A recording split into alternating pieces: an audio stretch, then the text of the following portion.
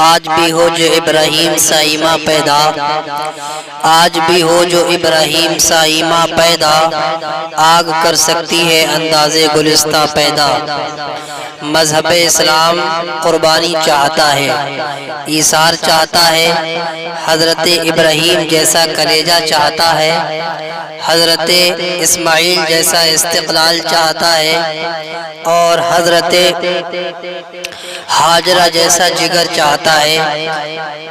حضرت ابراہیم علی نبینا علیہ الصلاۃ والتسلیم میرے آقا سرور کونین صلی اللہ تعالی علیہ وسلم نے ارشاد فرمایا، ابو الانبیاء ہیں، نبیوں کے باپ ہیں، یعنی حضرت ابراہیم علیہ السلام کی نسل میں جتنے انبیاء ہوئے ہیں اتنے کسی نبی کی نسل میں نبی نہیں ہوئے۔ گویا کہ انبیاء بنی اسرائیل بھی حضرت ابراہیم علیہ السلام ہی کی نسل سے ہیں، اور خود میرے آقا مصطفیٰ جان رحمت صلی اللہ تعالیٰ علیہ وسلم بھی حضرت ابراہیم علیہ السلام ہی کی نسل سے ہیں۔ حضرت ابراہیم علیہ السلام نمرود کے وقت میں دنیا میں تشریف لے کر آئے۔ جتنا بڑا چیلنج ہوتا ہے، جتنا بڑا کفر ہوتا ہے، اس کے مقابلے میں ایمان اتنا ہی بکھر اور نکھر کر سامنے آتا ہے۔ دنیا کے اندر 4 بادشاہ ایسے ہوئے ہیں جس نے پوری دنیا پر حکومت کی ہے، جس میں سے 2 بادشاہ مسلمان گزرے ہیں اور 2 بادشاہ غیر مسلم گزرے ہیں۔ غیر مسلم بادشاہوں میں ایک کا نام نمرود ہے اور دوسرے کا نام بخت نصر ہے۔ مسلمان بادشاہوں میں ایک کا نام حضرت سکندر ذوالقرنین رضی اللہ تعالی عنہ ہے۔ یہ 4 بادشاہ جو پوری دنیا پر حکومت کرتے تھے، آج کے اس ترقی یافتہ دور میں بھی پوری دنیا پر حکومت کرنا محال نظر آتا ہے۔ محال نہیں تو ناممکن تو نظر آتا ہے۔ آج کتنے ہی ترقی یافتہ دور ہو، صرف اپنے دیش پر حکومت کر سکتا ہے، اپنے علاقے، خطے، قبیلے اور کنبے پر حکومت کر سکتا ہے، لیکن وہ دور جو خچروں کا دور تھا، وہ دور جو گھوڑوں کا دور تھا، وہ دور جو پیدل چلنے کا دور تھا، اس دور میں ذرا غور کریں، ان لوگوں نے پوری دنیا پر بادشاہت کی تو کس شان کا ان کا دبدبا رہا ہوگا۔ حضرت ابراہیم علی نبینا علیہ الصلاۃ والتسلیم جب اس دنیا میں تشریف لائے، تشریف لانے کی شان بھی جدا گانا ہے۔ نمرود نے خواب دیکھا آسمان سے تارا ٹوٹا ہے اور اس نے میری حکومت کو مٹا دیا ہے، آسمان سے تارا ٹوٹ کر میرے اندر آ گیا ہے۔ اب نمرود اپنے لوگوں کو بلاتا ہے، نجومیوں کو بلاتا ہے، بلانے کے بعد نجومیوں سے کہتا ہے، میں نے ایک خواب دیکھا ہے، اس کی تعبیر بتاؤ۔ حیرت کی بات ہے، خود کو خدا کہلانے والا، خود کو اللہ اکبر معبود کہلانے والا آج نجومیوں سے اپنے خواب کی تعبیر پوچھ رہا ہے۔ لیکن ہمارا خدا تو وہ ہے جو خواب دکھلاتا بھی ہے اور خواب کی تعبیر بھی بتانے کے لیے بندوں کو مبعوث فرماتا ہے۔ جیسا کہ حضرت یوسف علیہ السلام علم تعبیر رویا سے بہت مشہور ہوئے، میرے آقا مصطفیٰ جان رحمت صلی اللہ تعالی علیہ وسلم ارشاد فرماتے ہیں کہ حضرت ابراہیم علیہ السلام کی پیدائش کا واقعہ قرآن نے بھی بیان کیا۔ جس وقت نمرود نے خواب دیکھا تو اس کے نجومیوں نے کہا، اگر آپ ہماری گردن معاف کریں تو ہم آپ کو اس خواب کی تعبیر بتائیں۔ بادشاہ بہت اجرت پسند ہوتے ہیں، بادشاہ بہت جلدی کرتے ہیں، لہٰذا نمرود نے کہا، ہاں مجھے میرے خواب کی تعبیر بتائی جائے۔ اس وقت میں نمرود سے نجومیوں نے کہا تھا، ان قریب ایک بچہ ایسا پیدا ہونے والا ہے، ان قریب ایک بچہ ایسا پیدا ہوگا جو آپ کی حکومت کو مٹی میں ملا دے گا، آپ کی سلطنت کے اینٹ سے اینٹ بجا دے گا۔ اب حضرت ابراہیم علیہ السلام کی پیدائش کا وقت قریب آ رہا تھا۔ میرے آقا مصطفیٰ جان رحمت بیان فرماتے ہیں، حضرت ابراہیم علیہ السلام کے دور میں اور پیدائش سے سے پیشتر نمرود نے سارے لوگوں کو اپنے علاقے میں پھیلا دیا. کوئی بھی مرد اپنی عورت کے قریب نہ جائے, کوئی بھی آدمی اپنی بیوی سے ملاقات نہ کرے, اس لیے کہ نہ حمل ٹھہرے گا, نہ بچے کی پیدائش ہوگی, نہ حمل ٹھہرے گا, نہ بچہ اس دنیا میں آئے گا. اور جو حاملہ عورت تھی ان کو قتل کر دیا گیا. ایک روایت میں آتا ہے ان کے بچوں کی پیدائش کے بعد ان کو قتل کر دیا گیا. حضرت ابراہیم علیہ الصلوۃ والتسلیم فانوش بن کے جس کی حفاظت ہوا کرے, وہ شمع کیا بجھے جس سے روشن خدا کرے. حضرت ابراہیم علیہ الصلوۃ والتسلیم کی امی جان جس وقت میں آپ اپنے امی جان کے شکم میں آئے تھے, اس وقت حضرت ابراہیم علیہ الصلوۃ والتسلیم کی امی پر وہ حالت طاری نہیں ہوئی جو دیگر عورتوں کی ہوتی ہے, یعنی پیٹ کا ظاہر ہونا. میری زبان حیا خاموش ہے کہ میں آپ کے سامنے ذکر کروں. حضرت ابراہیم علیہ السلام کی امی کا پیٹ باہر نہیں آیا, گویا کہ حضرت ابراہیم علیہ السلام کی پیدائش منشأ قدرت تھی, یعنی قدرت چاہتی تھی ابراہیم علیہ السلام تشریف لے کر آئے. سارے لوگوں نے دیکھا, بلکہ دنیا نے اس کا مظاہرہ کیا. حضرت ابراہیم علیہ الصلوۃ والتسلیم کی امی جان جس وقت میں پیدائش کا وقت قریب آیا, روایت میں آتا ہے کئی لاکھ بچوں کا قتل نمرود نے کرا دیا. کہیں یہ بچہ تو اس کی سلطنت کے زوال کا باعث نہ بن جائے, کہیں یہ بچہ تو اس کی سلطنت کی اینٹ سے اینٹ نہ بجا دے. جب حضرت ابراہیم علیہ الصلوۃ والتسلیم کی پیدائش کا وقت قریب آیا, میرے آقا حضرت ابراہیم علیہ الصلوۃ والتسلیم کی امی جان ایک غار میں تشریف لے جاتی ہیں, اور غار میں تشریف لے جانے کے بعد حضرت ابراہیم علیہ الصلوۃ والتسلیم کی پیدائش غار میں ہو جاتی ہے. ایک پہاڑ کے جنگل میں, پہاڑ کی کوہ میں حضرت ابراہیم کی پیدائش ہوتی ہے.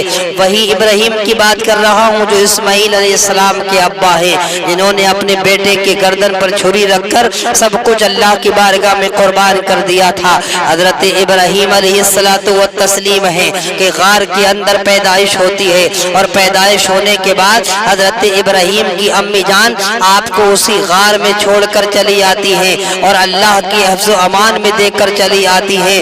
اللہ کی حفظ و امان میں دینے کے بعد آپ اپنے گھر کو واپس تشریف لے کر آتی ہیں.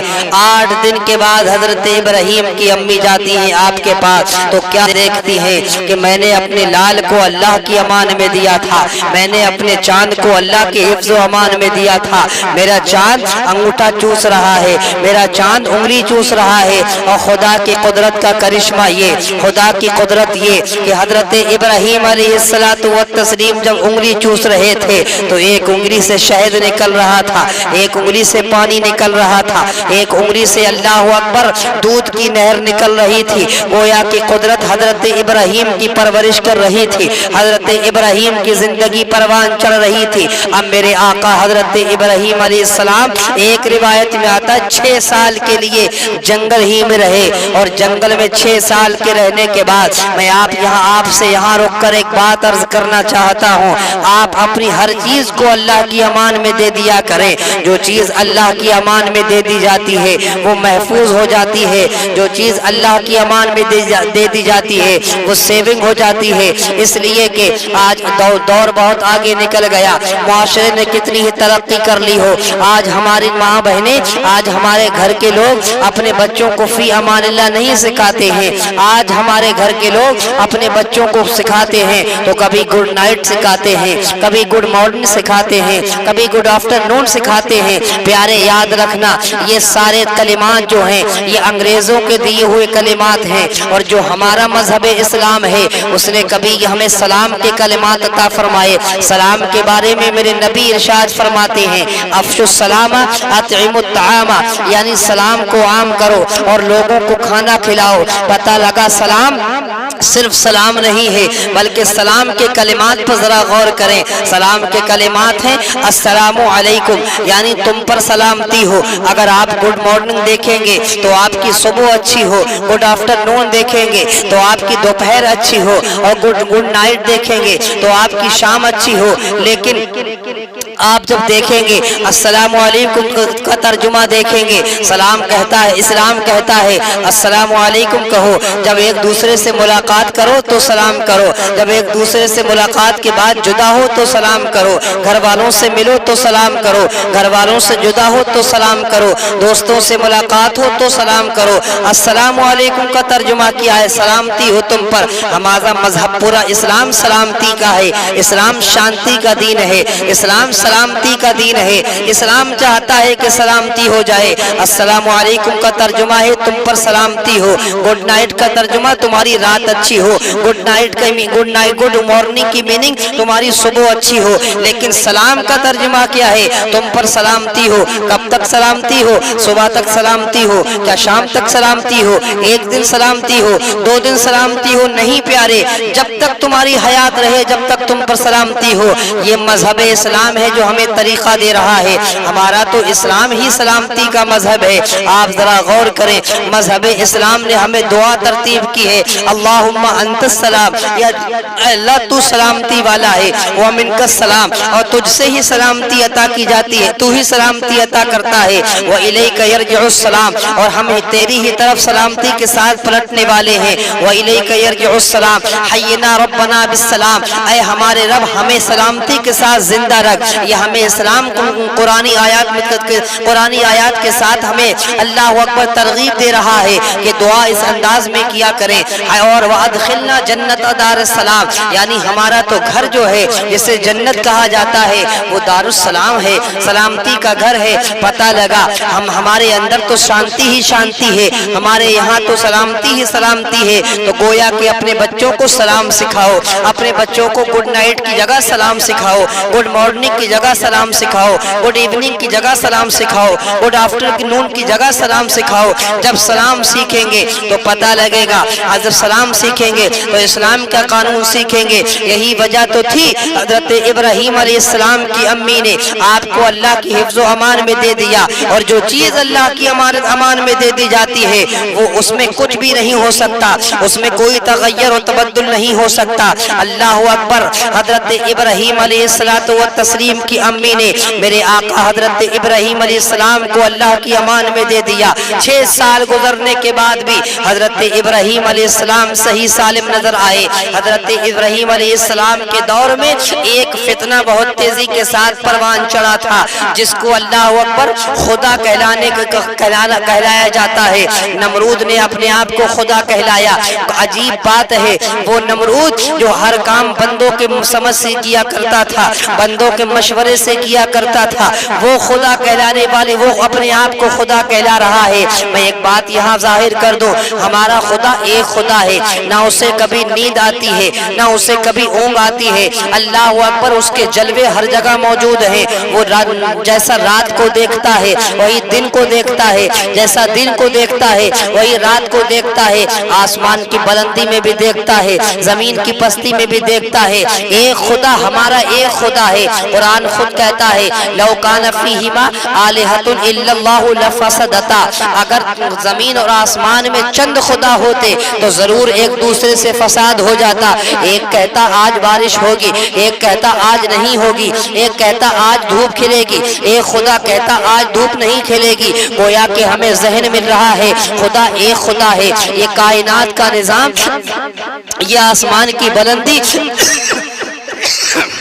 یہ زمین کی پستی، یہ ہمیں بتا رہی ہے، جو ہمارے آج سامنے سیر و تفریح کے ساتھ اچھی سلامتی کے ساتھ چل رہی ہے، یہ ہمیں بتا رہی ہے ہمارا خدا ایک خدا ہے، ہمارا معبود ایک معبود ہے۔ اسی کا پرچار تو ابراہیم علیہ السلام نے کیا تھا۔ ابراہیم علیہ السلام نے نمرود کے سامنے کہا تھا، قرآن ہماری رہنمائی کرتا ہے، الم تر الی الذی حاج ابراہیم فی ربہ ان آتاہ اللہ الملک اذ قال ابراہیم ربی الذی يحيي ويميت قال انا احيي واميت قال ابراهيم فان الله ياتي بالشمس من المشرق فات بها من المغرب فبهت الذي كفر۔ حضرت ابراہیم علیہ السلام نے کہا میرا خدا وہ ہے جو موت دیتا ہے، زندگی دیتا ہے۔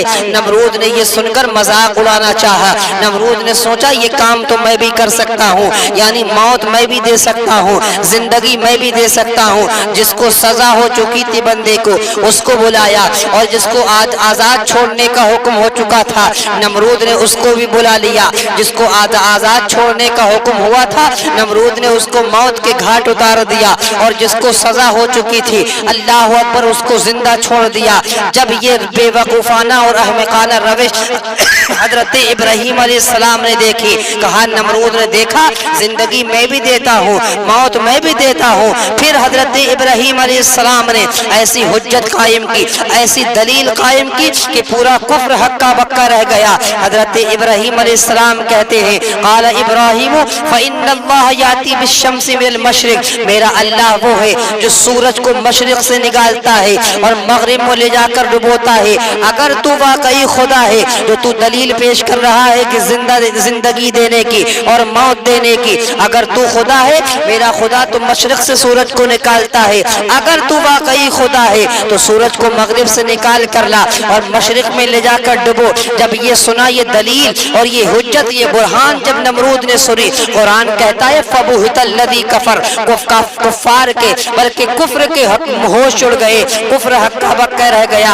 अल्लाह फरमाता है वल्लाहु ला यहदिल कौम ज़ालिमीन, और अल्लाह जालिम कौम को हिदायत नहीं देता है। यहाँ पर हजरत इब्राहीम अलैहिस्सलाम ने अपने खुदा के एक होने का प्रचार किया, और हजरत इब्राहीम अलैहिस्सलाम ने कहा मैं एक खुदा की इबादत करता हूँ, मैं एक अल्लाह की इबादत करता हूँ, मैं एक माबूद को पूजता हूँ। जब ये कहा, पूरे बाबिल के अंदर हजरत इब्राहीम अलैहिस्सलाम का चर्चा हो गया कि ये हमारे माबूदाने खुद, हमारे माबूदों का ये मुखालिफ बंदा है।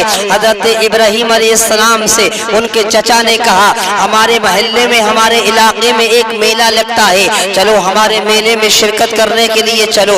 उस वक्त में हजरत इब्राहीम अलैहिस्सलाम ने कहा इन्नी सकीम, में बीमार हूँ। जब इतना कहा, हजरत इब्राहीम अलैहिस्सलाम मेले से जाने से बाज रहे, और इधर सब लोग जब मेले में पहुंचने लगे, बड़े भी मेले में जाने लगे, छोटे भी मेले में जाने लगे। हजरत इब्राहीम अलैहिस्सलाम ने अपना तेशा उठाया, अपना हथियार उठाया, और उठाने के बाद इनके अल्लाह अकबर बुत खाने में पहुंच गए, इनके माबूदाने बातिला के सामने पहुंच गए, सबका चकनाचूर कर दिया। किसी का हाथ तोड़ा, किसी का पैर तोड़ा, किसी की नाक तोड़ी, किसी की आंख फोड़ी, किसी के कान काट लिए। हजरत इब्राहीम अलैहिस्सलाम ने बुतों का बुरा हाल कर दिया, और बड़े वाले बुत को छोड़ दिया एक हाथ से, और उसी पे अपना तेशा रख के वापस आ गए। जब ये लोग वापस आए बाबिल के मेले से, इन्होंने कहा हजरत इब्राहीम अलैहिस्सलाम के बारे में, ये हमारे खुदाओं का बुरा हाल किसने किया है? जरूर उसी ने किया होगा जिसका नाम इब्राहीम है, और वही हमारे खुदाओं का मुखालिफ है, वही हमारे खुदाओं की बुराई करता है। हजरत इब्राहीम को बुलाया जाता है, हजरत इब्राहीम अलैहिस्सलाम को बुलाया गया। मेरे आका हजरत इब्राहीम अलैहिस्सलाम तशरीफ लाते हैं, कहा क्या तुमने हमारे खुदाओं का बुरा हाल किया है? तो हजरत इब्राहीम अलैहिस्सलाम ने कहा क़ाल बल फ़अलहुम कबीरुहुम, अपने बड़े से पूछ लो, अगर ये वाकई इसकी इस्तिताअत रखता है तो इसने क्यों नहीं कहा कि हाँ हाँ इब्राहीम ने तोड़ा है। यहाँ पर भी लाजवाब कर दिया पूरे कुफ्र को इब्राहीम अलैहिस्सलाम ने। ये हजरत इब्राहीम अलैहिस्सलाम है, एक खुदा की इबादत का प्रचार कर रहे हैं, एक माबूद की, अल्लाह अकबर, परिस्तिश की तरफ लोगों को दावत दे रहे हैं। पूरा कुफ्र इब्राहीम अलैहिस्सलाम के मुखालिफ था, पूरा बाबिल इब्राहीम अलैहिस्सलाम के मुखालिफ था। अब ये हजरत इब्राहीम अलैहिस्सलाम के जान के मुखालिफ हो गए। देखे जरा गौर करें, इब्राहीम अलैहिस्सलाम ने कैसी कैसी कुर्बानियां दी हैं, अपनी जान को दाव पर लगा दिया, लेकिन एक खुदा की इबादत करते रहे और उसी की तलकीन करते रहे।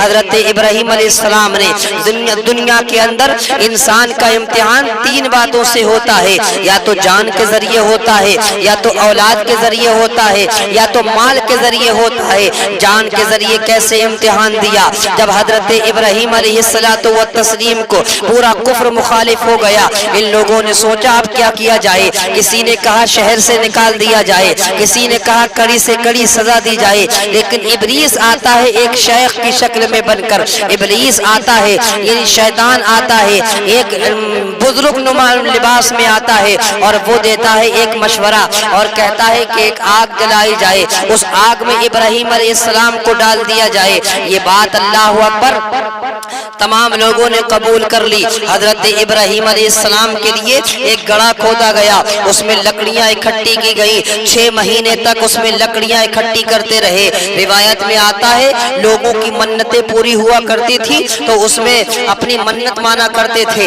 अगर मेरी ये ख्वाहिश पूरी हो गई तो उस गड़े में मैं इतनी लकड़ियां डालूंगा, उस गड़े में मैं इतनी लकड़ियां डालूंगी। औरतें अपनी अपनी मन्नत पूरी होने के बाद उसमें लकड़ियां डाला करती थी। अल्लाह अकबर। एक दौर आता है 6 महीने के बाद उसमें आग लगाई जाती है और आग लगाने के बाद उसके आग के शोले जब आसमान से बातें करने लगे, आसमान को छूने लगे, तो हजरत इब्राहीम अलैहिस्सलाम को उसमें डालने का वक्त आया।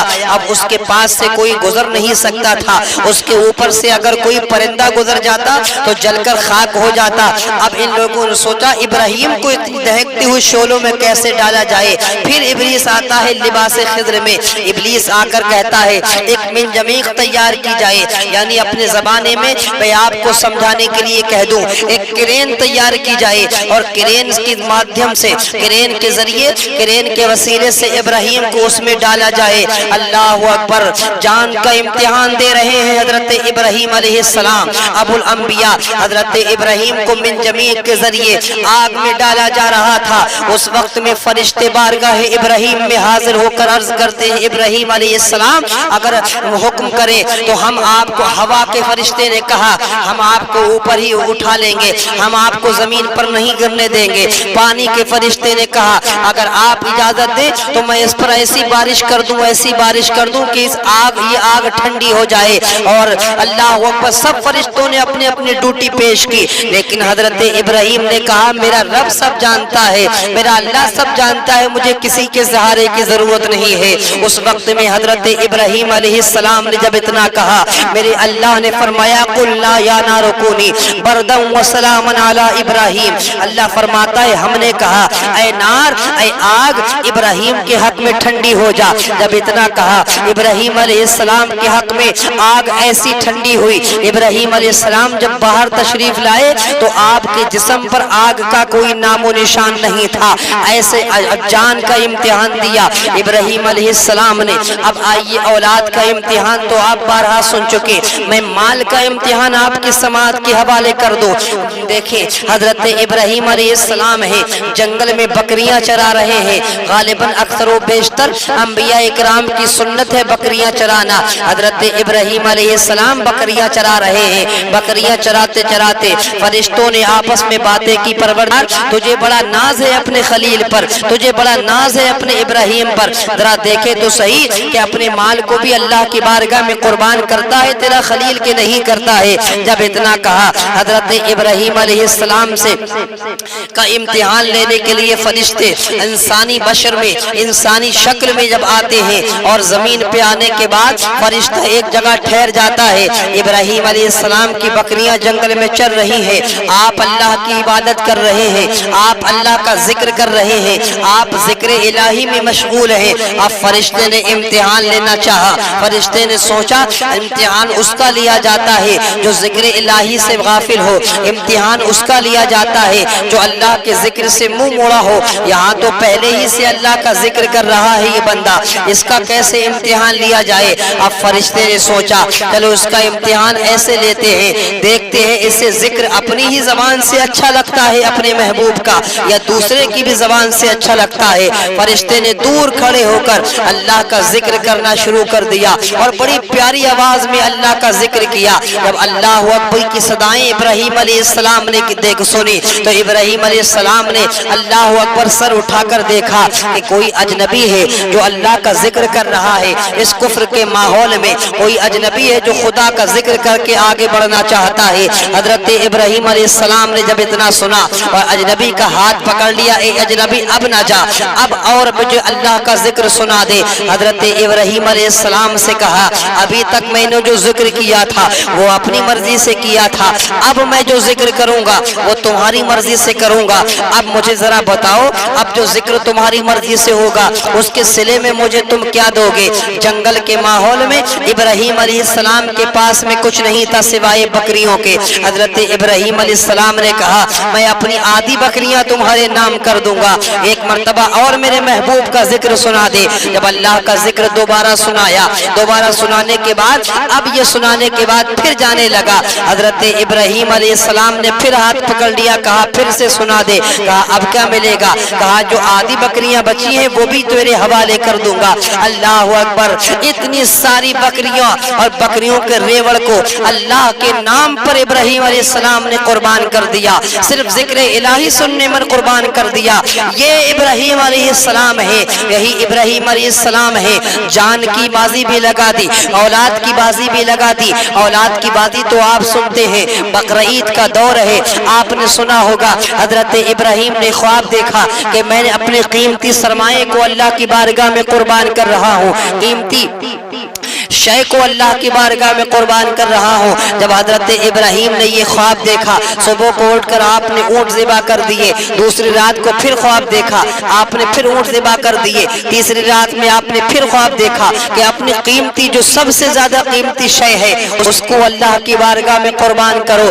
جب اتنا خواب دیکھا, اب آپ سمجھ گئے کہ مجھ سے میرے بیٹے کی قربانی مانگی جا رہی ہے. وہ بیٹا جو مجھے 80 سال میں دعاؤں کے بعد ملا ہے, اسی بیٹے کی قربانی مانگی جا رہی ہے. اللہ اکبر. حضرت ابراہیم علیہ الصلوۃ والتسلیم اپنے بیٹے سے کہتے ہیں, بیٹا میں نے ایسا ایسا خواب دیکھا ہے اور میں تمہیں اللہ کی بارگاہ میں قربان کرنا چاہتا ہوں. تو حضرت اسماعیل علیہ السلام جو 80 سال کی عمر میں آپ کو عطا کیے گئے تھے, بڑی دعاؤں سے آپ کو ملے تھے, بڑی التجاؤں سے آپ کو ملے تھے. حضرت ابراہیم علیہ السلام کا بیٹا حضرت اسماعیل علیہ السلام جو خود نبی ہے, حضرت اسماعیل کہتے ہیں, اے ابا آپ کو جو کام کرنے کا حکم دیا گیا ہے آپ بخوبی اس کام کو کریے, انشاءاللہ آپ مجھے صبر کرنے والوں میں سے پائیں گے. حضرت اسماعیل نے, حضرت ابراہیم نے اپنے بیٹے کو تیار کیا اور ایک پہاڑ کی طرف لے گئے, اور پہاڑ کی طرف لے جانے کے بعد آپ کو لٹا دیا گیا.